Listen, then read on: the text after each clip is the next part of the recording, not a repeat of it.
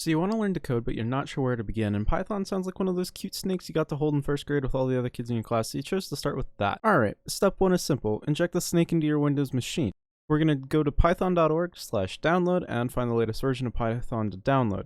When you click on the download button, it'll bring you to the page with all the different download options. If you read the description, it generally tells you which one is recommended to download. Next, we gotta install it. That's simple. So after you open your downloads folder, click on the installer, click add to path. Make sure you do that. That's important in case you want to run it in the command prompt, and then click install. And you're good to go. It should do everything for you. Afterwards, we need an IDE, or an integrated development environment. Why? Because colors.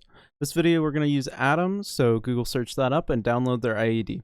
Install that bad boy and pop, it opens up. All we got to do is test it now. So we're going to click and add to folders, right click in your documents to make a folder and call it Python.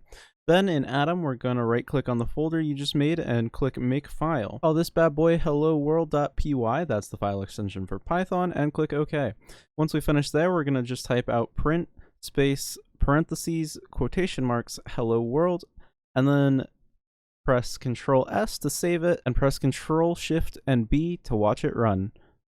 And then once we're finished, we can press Ctrl Q to stop.